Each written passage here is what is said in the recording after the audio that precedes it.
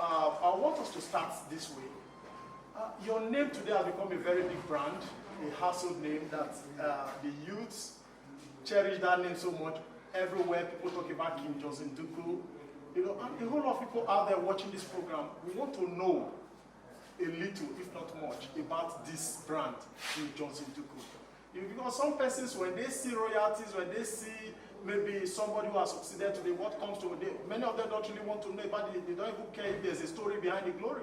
So, may we actually know a little about King Johnson Duku, the beginning and what brought you into this position today? First and foremost, Marcus, my name is His Royal Majesty King Dr. Johnson Enemwadia Ituminyorino Jero Duku, the son of King Duku the First, the Orowere of Efroto Kingdom. Efroto Kingdom is in Ugele South, as it were, and we are one of the 24 kingdoms of Urobo land. Yes, my parentage runs across Efroto, Owo Olomo, Okpa Olomo, Iyede, and even some other parts of Isoko land. Wow. Yes.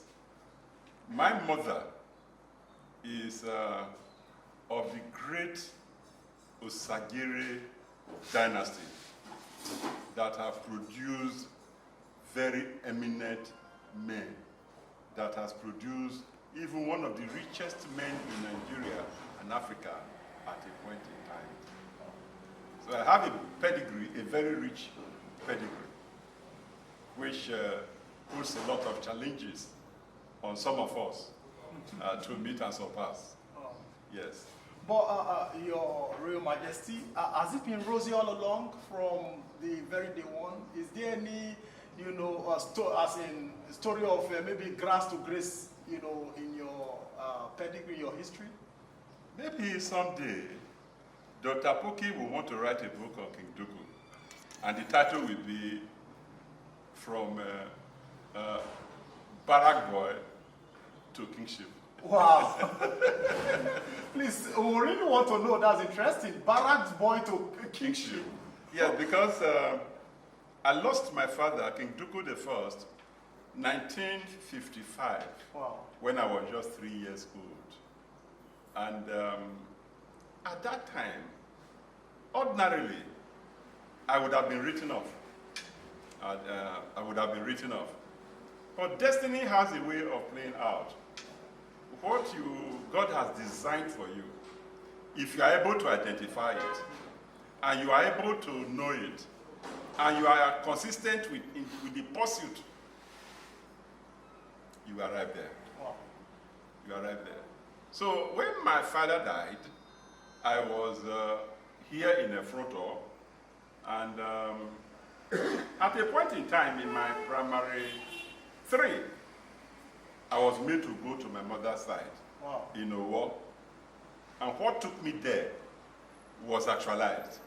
And they refused me coming back to Efroto Kingdom. So I live my life, earlier life, now in Owo with my mother and her people.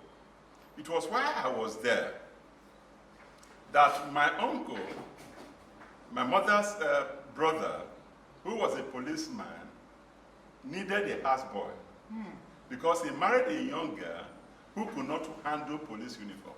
Wow. He told my uncle, you know Opo I? Don't you know what they call houseboy? Me to wash police uniform. He said, you are not serious, I'm going home. Wow. He said, please don't go home. He now remembered that he had a nephew back in the village. So they came and collected me to the village, to the police barrack in Sapele. That would be the first time I was going beyond Ugele town. Wow. So it was with great excitement that Johnson Duku goes to Sapele. That's quite humbling, Yes. Your Royal Majesty. Yes.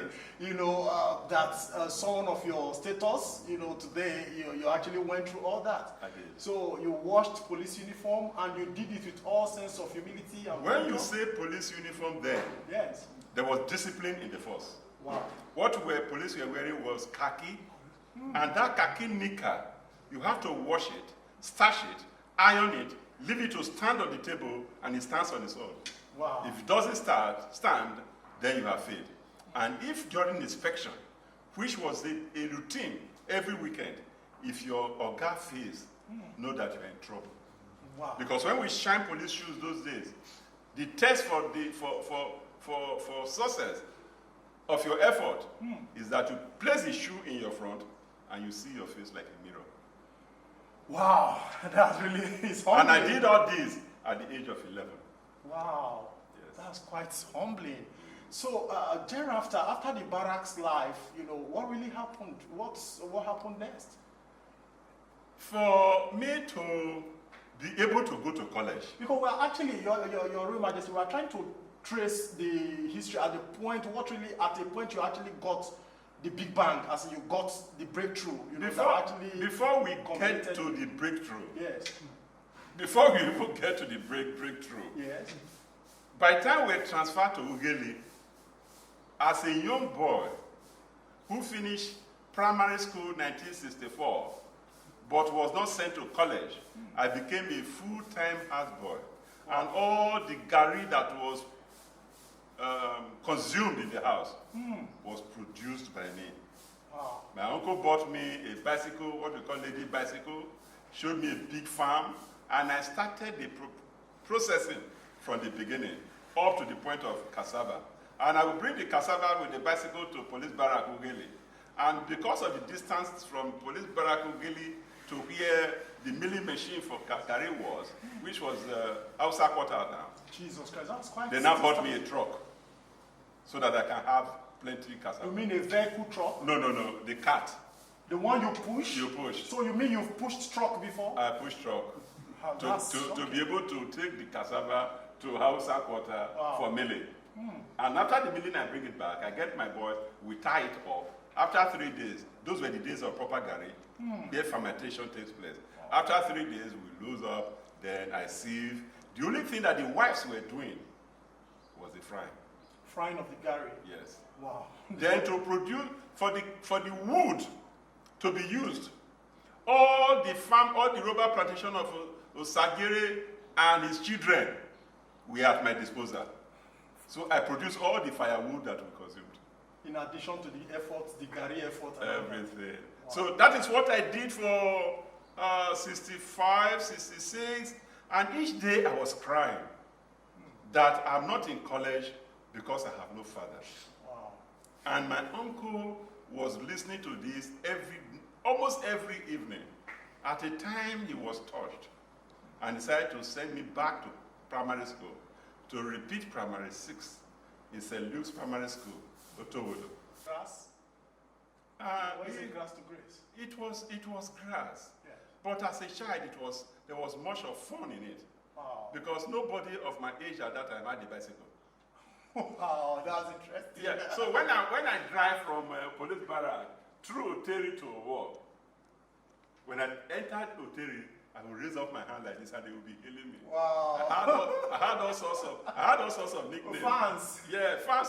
And one of the nicknames I can remember, De Bevola. Oh my God. De Bevola. Wow. So there was fun in it. That is during the day. But in the evening, I now feel bad when I recollect. When I think this thing is spiritual. Okay. I had a feeling that this is not where I'm supposed to be. This is not my post. I'm supposed to be outside this place.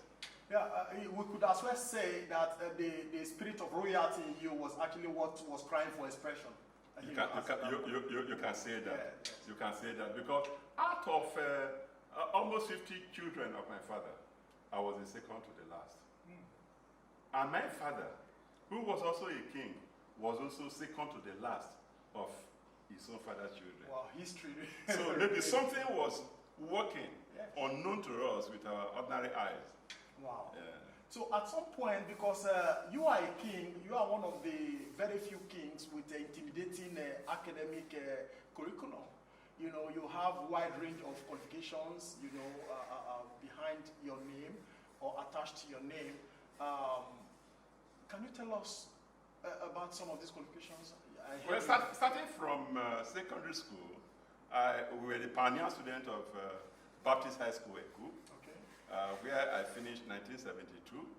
Then went to Government College, Ughelli, 1973, for my higher school certificate, what we call the HSC.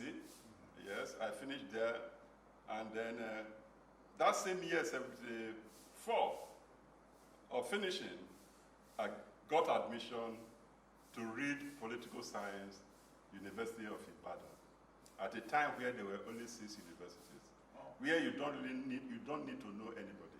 It is your results you just send there, and then the results are published in the newspapers. Wow. So you get informed by friends.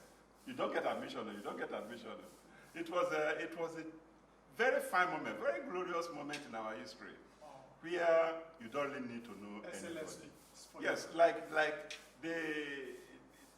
while also in government college, I actually got this before the admission.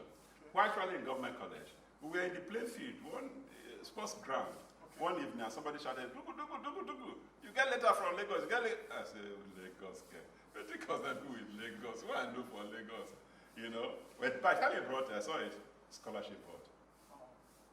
So I opened it. I was offered scholarship to read, to go to the university. Wow. So I proudly say to people that people stopped being responsible for my education at the A-level point.